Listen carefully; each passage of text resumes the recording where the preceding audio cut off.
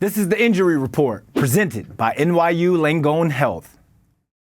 All right, Knicks Nation, as you guys know, Miles Deuce McBride has been dealing with a groin contusion since last Wednesday's loss to the Spurs. So in today's injury report, I'm going to get you guys the 4-on-1 on when Deuce can be back on the court with Dr. Dennis Cardone, Chief of Primary Sports Care Medicine over at NYU Langone Health.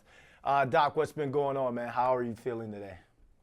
All good, all good. Feeling better always when I see you. All right, thank you, man. You're making me blush. All right, let's get straight into this because this groin contusion has kept Deuce out the last two games. So, one, what's the difference between a groin contusion and sprain, and what's the typical recovery timeline for an injury like this? So a contusion means a direct blow, a direct hit, either to the bone or to muscle tendon. Most classically, muscle tendon injuries are what you would say a strain or a sprain, where there's no contact and it's just typically an injury. So a contusion to the muscle or bone, there's bleeding. There's just a traumatic event either to bone. There's a lot of bruising to muscle, tendon, or bone. So depending which one it is, they both can be very, very uncomfortable, very, very painful. And the bleeding in the area is very, very irritating to the muscle and tendon.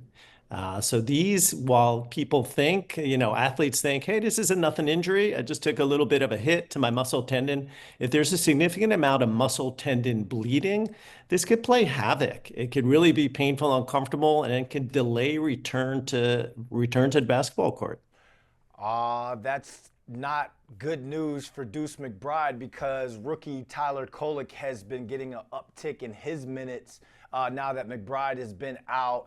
They've got 11 games left in the regular season, Doc, but let's say it was playoffs and Deuce wanted to play through it.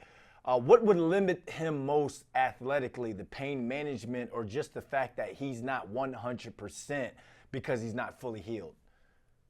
Yeah, I would say it's going to be the pain management. He could be really uncomfortable, right? They come in all sorts of varieties and severity. Hopefully this is something mild and maybe just in a few days, a week, he'll be much better back to his normal.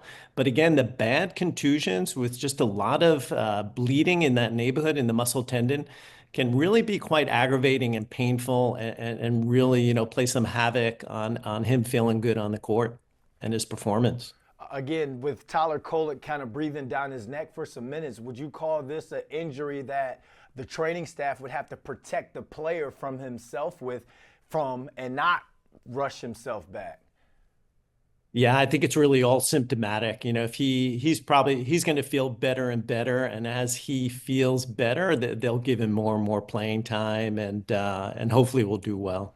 All right, $1 million question. How do non-athletes deal with the same sort of injury? Yeah, let pain be the guide, right? Here, don't, we rush our players back and rehabbing, but sometimes that bleeding just takes, that subcutaneous muscle tendon bleeding just takes time, and they need to just respect that. So maybe not push it as quickly as we would with some other injuries. Let pain be their guide. All right, Doc, thanks for hopping on with us. Always a great time on Injury Report when you hop on. Always good to see you. Thank you.